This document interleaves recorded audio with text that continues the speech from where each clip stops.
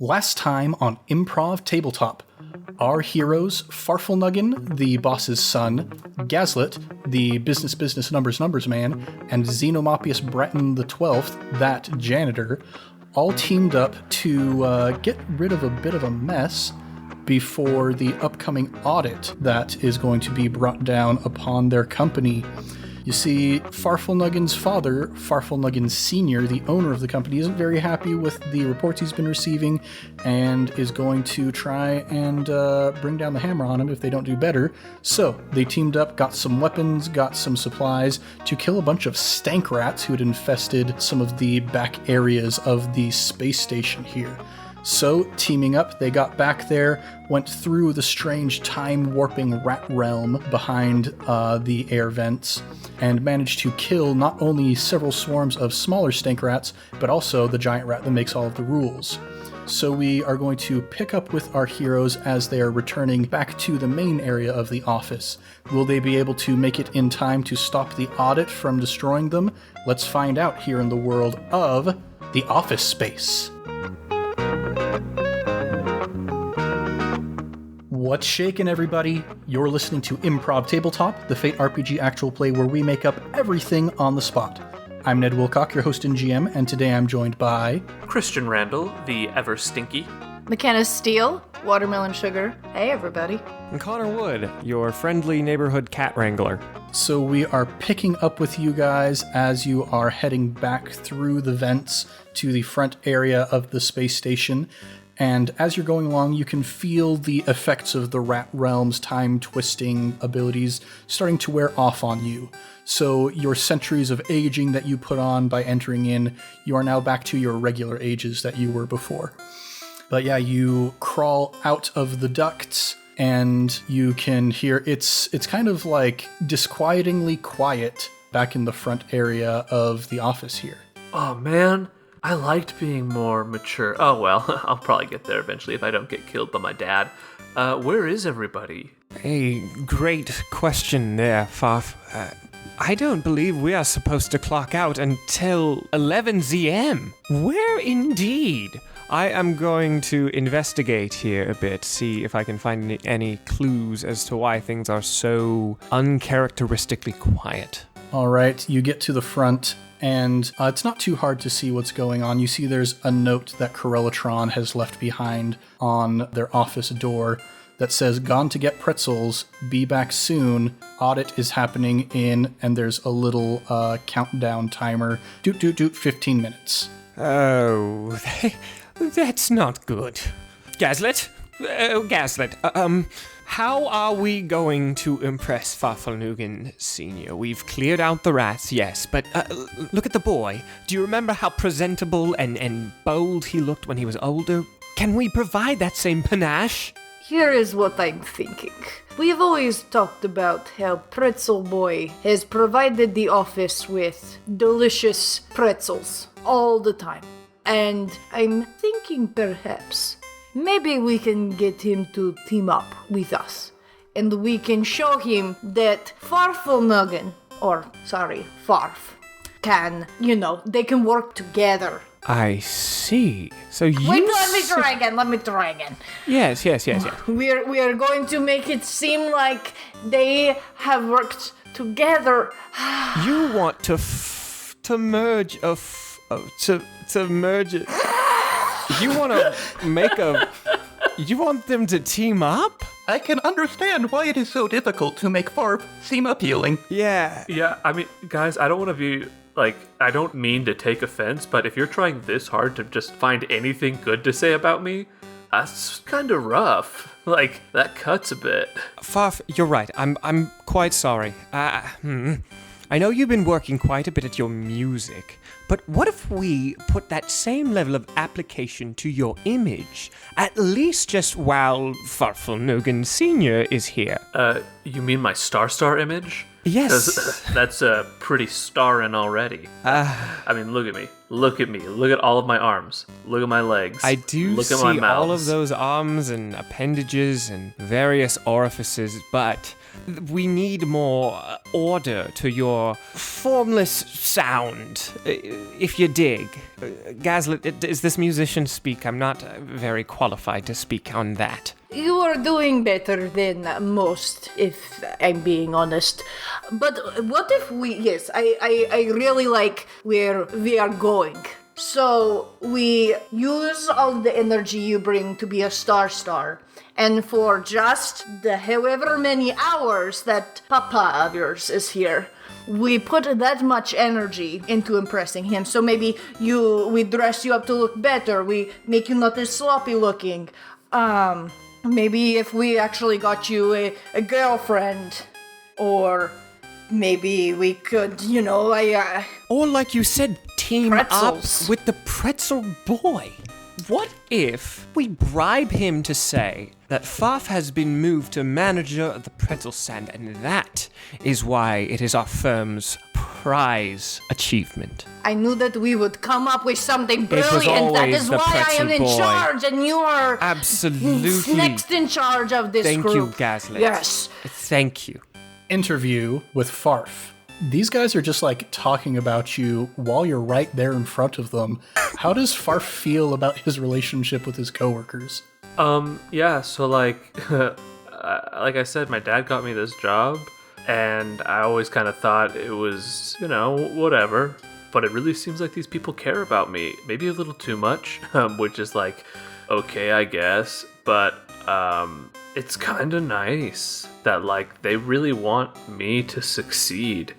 I'm feeling a little bit, smothered, and a little bit like they're kind of harsh in my mellow, but I kind of want to do it for them so that they're happy, which is like a new thing for me. Maybe I didn't fully demature when I came out of there. Back to the present. Okay guys, yeah, I really like where your heads are at. All of your heads. You've got some good brains in you. I think I should, talk to the pretzel guy. You guys talked about bribing him. I'm gonna go out on a limb here and say that since the pretzel guy is, a hero in multiple galaxies, he might not take too kindly to being bribed, but... Right. And what do you give the man who has everything? I heard a rumor coming in today that he was running low on cheese. Cheese, you say? Of course, it was always cheese. I know a guy. Fast forward to the guy Xenomopius knows, and we're going to do a little interview before we enter in. How do you know this guy, Xenomopius? Back before the second fourth moon, I was not the man you see today. I was but a lowly traveler, and an ill will one at that. I had quite the mean streak flowing through my wretched veins. I traveled with a man who called himself the End. And on our travels, we hit a world that was made entirely of this white, liquid substance. We learned later that this was all that remained of the earth after the cows took over. We knew this was a delicacy in this world, so we utilized it to the best of its capabilities. And thus, the illustrious and dangerous cheese market began. And they always said the moon was made of cheese. All right, so you've just reached, you've taken one of the company cruisers.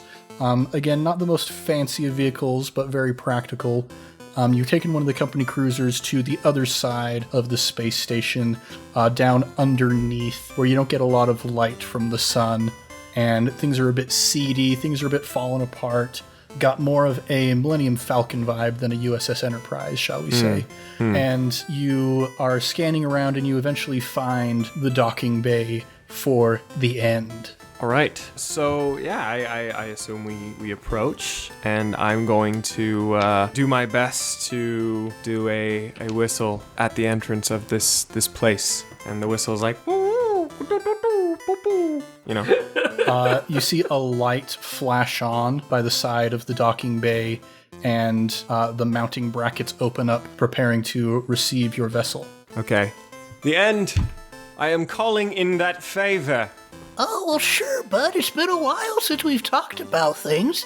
How's your mom been doing? Oh, Lorraine is doing great. How I have missed you, the end. Hey, say, how is that cheese that we've stockpiled, It's still as illegal as it was when we made it, bud. You're the best, Mr. The End. Oh, and how's chaps? How's folks? Are the kids okay? Well, you see, the problem with working in this smuggling industry is everybody that you know becomes a target of the government. Right. So, all the kids, they got arrested and put into the work colonies. Oh, My bummer. wife, I have no idea what happened to her. I assume her head's probably floating somewhere in the asteroid field. That's just how it But goes. I've got my cheese to keep me warm at night. Yes, no, you're quite right, The End. That's how life goes. Life in the space, I would like to kind of lean over to Farf and be like, this is not really what I expected. This guy sounds like a fool. And then just really blown away here. Am I the only one? Oh, I think he sounds pretty nice. I like that. Yeah. But his wife is dead. He's been through so much. I'm so interested. Yeah, but he's looking on the bright side of things, which is sometimes hard to do. I'm gonna write a song about that. I'm proud of you for making progress. I can see it's working. Yes, so my compatriots and I are here because we are trying to make this little Farf boy, you see here, he is just but a little wormy musician man. We are trying to earn the approval of a true office hero in order to impress his father for this evaluation that is likely happening immediately. So I'm very, very sorry about your dead wife and the slaved kids. Genuinely so. We will break them out next week. I pinky swear that. Oh, well, it's every so often I pick up one of those compact discs that we stole from the Earth when the entire thing was raided of all of its cheese. Yes, and yes, I put yes. it in, and I just remind myself of my mantra, and so it goes, and so it goes, and so will you soon, I suppose. I suppose, Mr. The End. Couldn't have said it better myself. Yeah, everybody kind of listens to Billy Joel ironically to some degree, I think, but I think he's actually just really great. Oh, for sure. Yeah, no, really one of the great classical composers. I feel like that joke is made throughout every quadrant of the galaxy. I just want to acknowledge, among us, while we're all friends here and just while we're shooting the breeze, I know that wasn't very funny, but I'm trying to relate to my friend The End, who I haven't seen in a while. And as a janitor, I tend to lack in social skills, which is why I've continued this longer than it should go on for. Mr. The End, I'm going to pass the conversation ball to you now. Yeah, well, come on in. We'll get ourselves a bottle of red, a bottle of white, whatever kind of mood you're in tonight, and we'll get you some of that cheese so that you can, I think I have a hint of maybe what intergalactic hero you're trying to impress here. The pretzel man, now, if he gets a sniff of this cheese, he's gonna go apes. Leave it to a Joel enjoyer to know his cheeses. My, you are a man of culture. Yeah, a little bit of animal rennet to, curdle the whey so that it turns into the cheese curds. Right. But, come on in, guys, come on in. All right, I shamble in. I slither in. Oh my gosh. McKenna divorces him. Probably. But yeah, you walk in and a door opens at the far end of one of the corridors and an immediate chill washes through the hallway. You see frost beginning to form around the doorway that's opening up. And this immensely tall creature stoops down under the doorway and begins kind of stalking its way towards you. Its arms bend in multiple locations along their length, creating these strange centipede-like motions as it pulls itself down the hallway towards you. It's got a big old ragged hood over its head, and inside the hood you see just a gaping void with 2 white pinpricks of light in it, and it shambles up in front of you before it halts, and it goes, "Oh, Xenomopius, you brought friends with you." Yeah, well, of course I did. I'm smitten, by the way.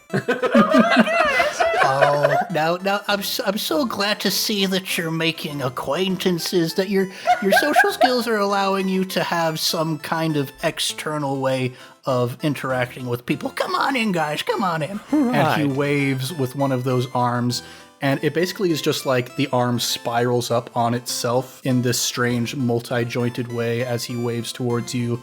And it just begins moving backwards, doesn't turn around, just begins moving backwards through the hallway. That is the scariest thing I've ever seen. I love it so much. Farf, do you think that we do background checks on the janitors that we hire? Well, we're sort of more like an ancient order, but... yeah, they go back millennia. Right, we're before time itself and stuff, but... What? But yes, no, we don't. We do not. And as we're walking, I'm going to start flipping through my notebook because I'm so mind-boggled that this janitor knows, like, some real big stuff. No, that sounds bad. Janitors are awesome. And the end leads you into a nice little kind of waiting area, and there is some music playing over a very tinny speaker system. It's in fact the girl from Ipanema, the original recording by João Gilberto and Stan Getz. And he pulls out a platter that has a bunch of crackers on it and places it on the table and says, Now for the piece de resistance. and goes to one of the sections of the wall that doesn't look any different than the other sections, but taps on it in a strange way with his kind of incountable number of fingers. And the section of the wall pops open and slides over, and he pulls out another tray with various cheeses on top of it and places it on the table next to the crackers and says, Suit yourself. I'm gonna go and check the rest of the stock in the back, guys. Righto, we'll be enjoying this, I'm sure. Xenomopius? Yeah, what's up? Your friends are really cool. Like, awesome, man. They're really intense. I've cleaned a lot of big, stinky messes, alright? Yeah, I can Hey, tell, man. sticky. I'm talking sticky that has been there for eons, alright? Well, no, I mean, you've obviously seen some stuff. Like, I thought I'd lived a life, but wow. You might be my new hero. Thank you, Farf. That means very, very... that doesn't mean very much coming from you. But I do want you to know that you are technically my boss's son, and I respect your father. Thank you. That means a lot. Like, okay, I don't want to, like, overstep anything, like my bounds or anything, but do you think I could become a janitor? Interview. Xenomopius. Could Farf ever become a janitor?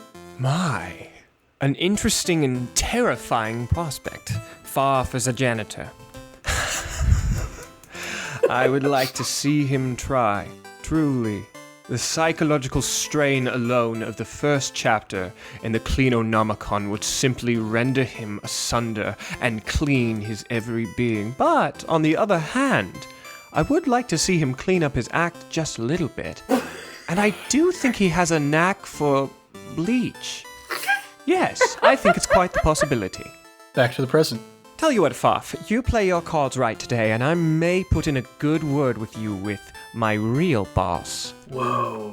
I don't want to be dramatic or anything, but, like, I would literally give up my flarbin to clean something right now. Farf, that's truly a little extreme, but I will take that into account, I assure you. First thing I'm going to clean, though, is this plate of cheese. Am I right? Nice. No, he's got jokes too. My, it's been so long since I've talked to another individual.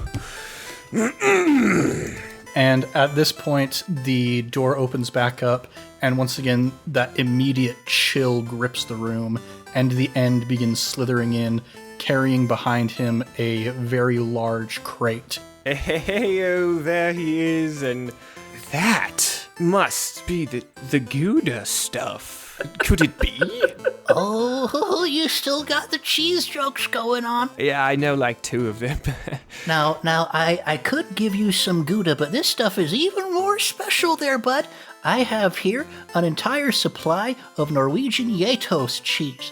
Now this stuff is real special.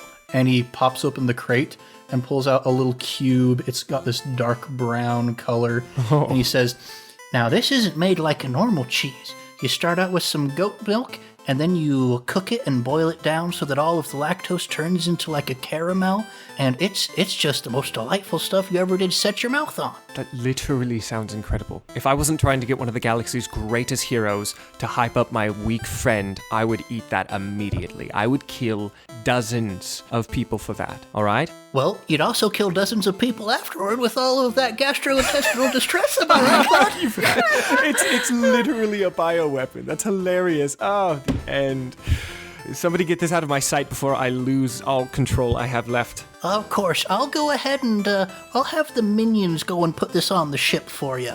And reaches up with one of those many-fingered hands and snaps across all the fingers.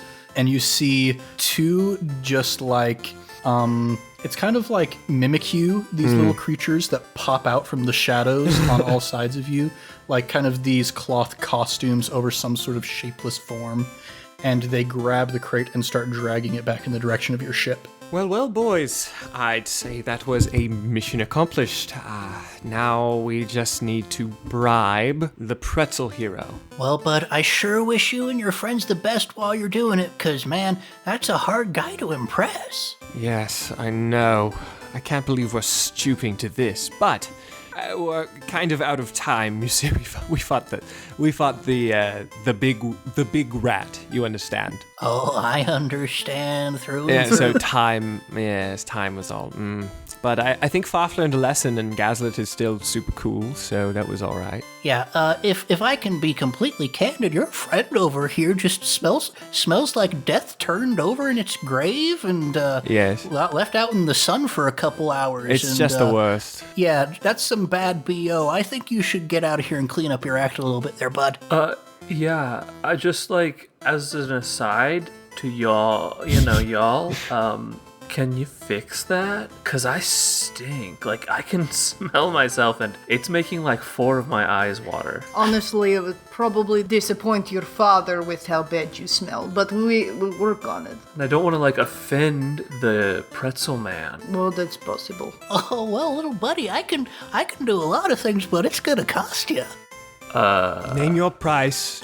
Well, I would really go bonkers for some of the lifeblood of a descendant of Farfel Sr. You don't say. Farfelnuggen Sr., the all-powerful, right? Yeah, I mean, you know that there are certain blood magics which can be employed that might give someone certain advantages against individuals that blood may have connections to. Right. If you can get me some of that blood, then maybe I can help get rid of this just the worst BO for you. Yeah, so just to clarify, you need blood from... Hey, Farf?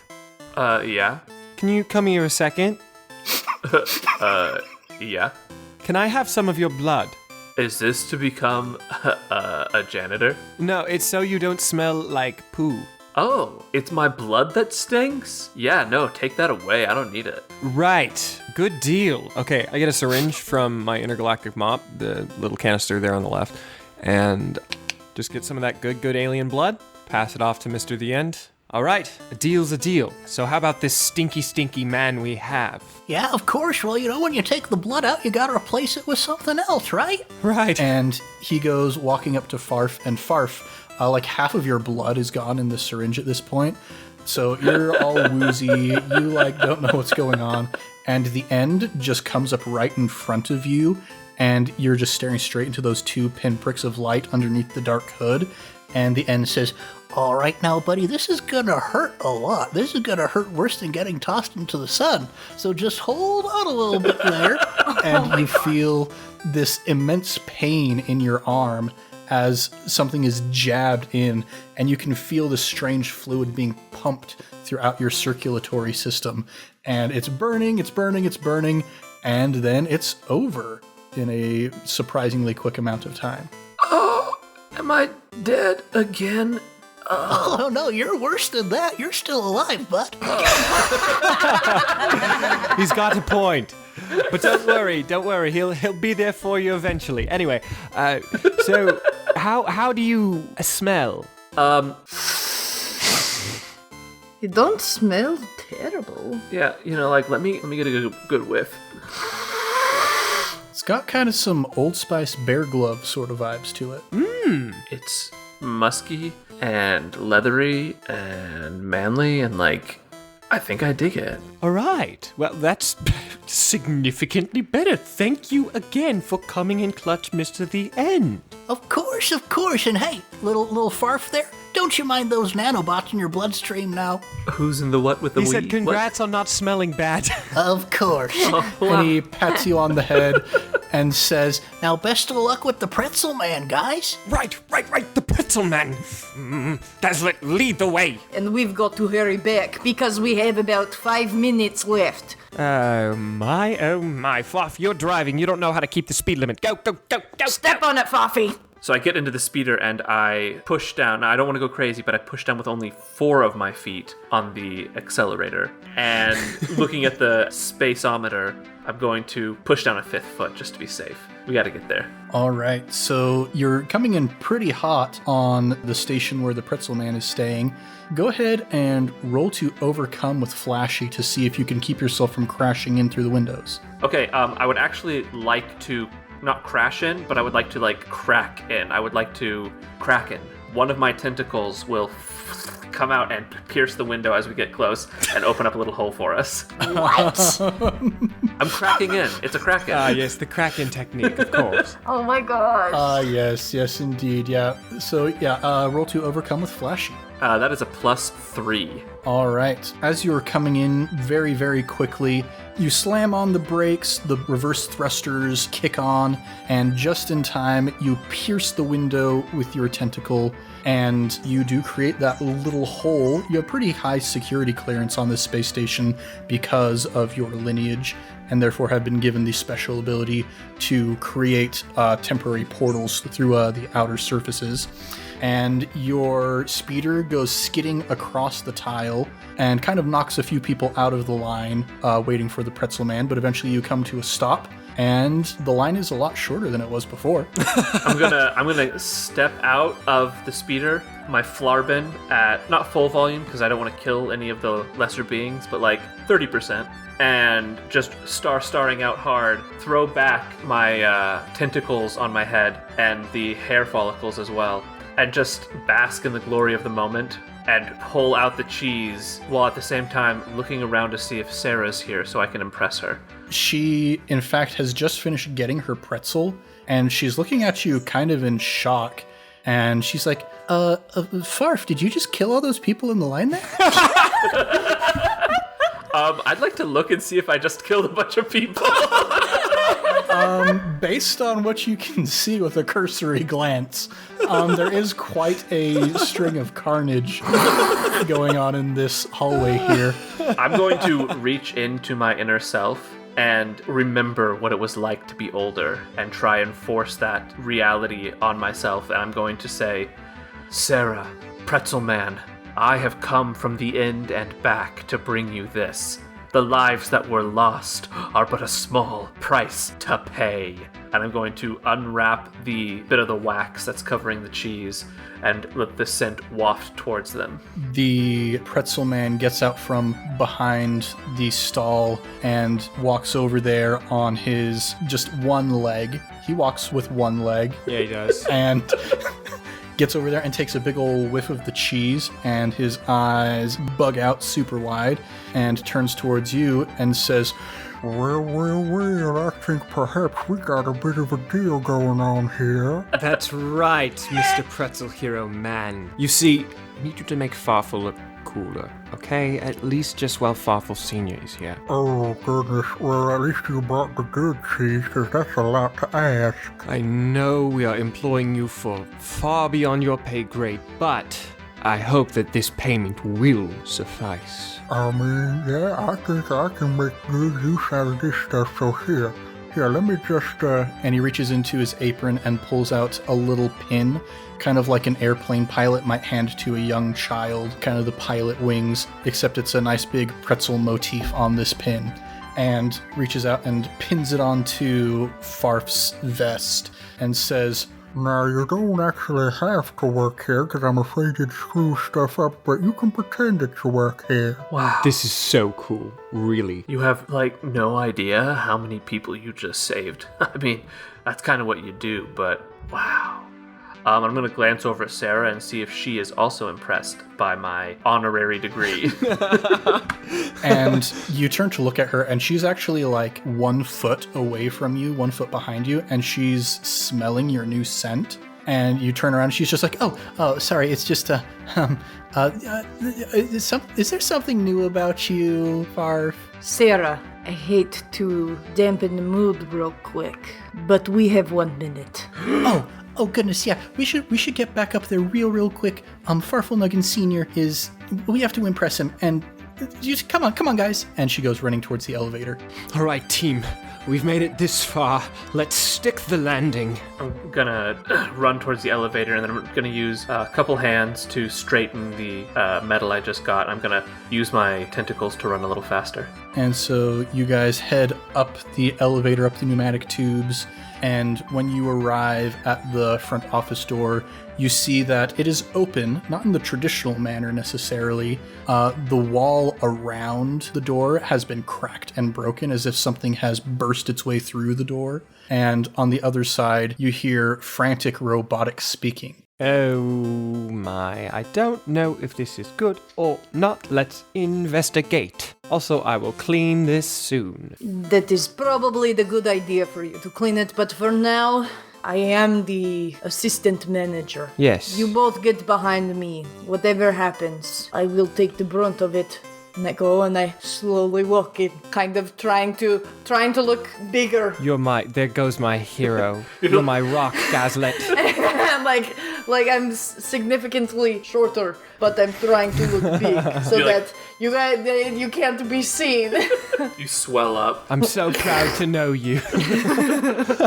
And as you're heading into the main work area, you can hear Corellatron speaking kind of agitatedly, just like, Well, I am sure they will be back here pretty shortly. They just went to get some pretzels. All right, in we go. and you turn the corner and you see the creature himself. Farfelnuggin Sr. turns around slowly at the sound of your footsteps, a large cigarette between 2 fingers and 5 other large cigarettes between other pairs of fingers. And he raises all of them to his multiple mouths, takes in a big old drag, and blows perfect smoke tesseracts at you guys. Oh my goodness. And he looks you over with his eyes and says, well. My son, the man who I gave my name. You're a little bit late there, sonny boy. Farf, speak when addressed to by the Ancient One. I make sure not to look in any of his eyes because I know the consequences will be great. Yeah, he's got a lot of them, so it's a bit of a job. Yeah. But you're doing pretty decent. Dad, I just wanted to make sure that this place was up to your standards when you got here. And I'm going to kind of like puff out my chest a bit to make sure my pretzel badge catches the light a little bit. And a dozen of your father's eye stalks turn and point directly at the pin. And he says, My, this is quite a development. My child, the one who I have been disappointed in for so long, has turned prodigal and brought back something to be proud of. Yeah, like I figured if I could prove myself to the pretzel man, then maybe you would trust me enough to, maybe do my own invasion one day. It's interesting that you should mention that, my buddy boy, my little pride and joy. And he reaches into his coat and pulls out an unobtainium explosive, only about an inch in diameter, but you know the power of this little mote of metal and immense star energy that he holds between his fingers. And he says, I was getting ready to drop this here on the floor, and oh goodness, what would have happened then? But you have given me some pause, my boy. And he puts it back in his jacket and says, I think I'm ready to give you one last chance. If you can prove to me that you're ready to run your own invasion, then perhaps I can let this business stay afloat a while longer. And by afloat, I mean not floating in a bunch of indistinguishable pieces through the massive space. This is like the biggest honor, and I will not disappoint you. The team you have here is phenomenal, and I even have an idea for a few contractors we might reach out to get this done in record time. Well, I hope for your own sake that what you are saying is true, my child. You point me in the direction of a planet, and I'll put it in your pocket. Farf, that's a very tall order. Are you sure you can deliver? I'm not a delivery boy. I'm a pretzel man. That was the coolest thing anyone has ever said. All right, I'm going to shut up. And Farfelnuggin Sr. pulls out a little holographic projector disc and clicks on it, and a planet pops up on it. And he says, "Now this is the closest thing we could find to the planet Earth. Earth, of course, has been destroyed long ago in the Lactic Flood, but this place has similar potential. We need cheese. We need lots of cheese, and we need these preachers who can make it. You go there, you grab the cows, grab some people along the way, put this planet in my pocket, son. Make me proud." I'll make you proud, Dad. I'll make you proud. And about 7 individual small single teardrops drop from my eyeballs and burn little chemical trails in my face, as they do when I cry. Aw, that's like a whole cry session in like 5 seconds. It's efficient. And Farfelnuggin Sr. turns around and begins heading back towards the entrance, but before he leaves, turns back to Corellatron and says, "See how they befriended my boy," and begins weeping subtly and wipes off one of those corrosive tear trails and flings it at the ground where it burns and sputters against the carpet, and turns back towards you, Farf, one last time and says, "You've got a number cruncher? You've got a janitor? I think you might just be able to make it." I know I will, Dad. I know I will. And he takes those 6? Was it 6? He takes those 6 cigarettes and puts them all out against Corellatron's body and flings them at the ground and nods and slithers out the front door. Guys, that was a mistake, but I think we can do it. Farf, I think you might just be right. Interview Corellatron. Well, I think my business is going to be destroyed pretty soon, but at least I'm still alive for now. Back to the present. Maybe if we just use the power of friendship and Farf's new-founded scent, we can destroy and conquer this entire planet. Maybe, just maybe, with the resources that we absolutely lack and the experience that none of us truly have, we can... Oh no. Xenomopius, I don't want you to freak out because I think I legitimately have a plan. You do? We've made some allies in our time together, and some enemies. If we can convince, some of the rats, the stank rats that still exist in the universe, to do some of the footwork, enemy of my enemy, and you happen to have a pretty good friend called, I think it was, The End. Yes. He's got some experience in this stuff, and if we can use our friends to our advantage and our enemies to their disadvantage, I think we can do this. I think you're onto something, and I love it. I feel like we're going to owe a lot of favors, but this is a great plan. Is it a great plan? Let's find out next week on Improv Tabletop. Thanks for listening to our show this week, everybody. We'll be back next week with the thrilling conclusion of our adventures in the world of The Office Space. If you want more, go ahead and subscribe, maybe even give us a review. We would be as happy as a pretzel man with a large shipment of very illegal cheese that was delivered to him very much in public. If you would go ahead and give us a positive review on the podcatcher of your choice. We are also on Twitter at Improv Tabletop, likewise on Instagram and Facebook, and much to my chagrin, we are on TikTok now at Improv Tabletop. You can watch some videos there, I guess, whatever. But If you'd like to suggest either a setting for us to play in or an aspect for one of our characters to use, tweet about us using hashtag ImpTabSetting or hashtag ImpTabAspect. Comment on one of our posts on Instagram or Facebook. I'm not sure how you interact with people on TikTok, so however you do that, if you want to suggest something on TikTok, whatever. Let's do a round of plugs. So last time I talked about Fever Tree tonic water, and the plot has deepened, actually. Oh, gosh. So recently I was editing an episode of Improv Tabletop, and I was drinking a bottle of my beloved elderflower Fever Tree tonic water, and I thought to myself, hey, I've mentioned this before, maybe I'll just post a little picture up online. So I posted a picture on our Instagram account that was all like, hey, doing some editing. This editing session is not sponsored by Fever Tree Tonic Water. And Instagram came back and they were like, hey, we noticed that you're posting sponsored content. We need you to prove that you have a deal with Fever Tree Mixers if you want to put this post on your Instagram profile. So here's the thing, guys. I need a sponsorship from Fever Tree Mixers so that I can post pictures of tonic water on our Instagram profile.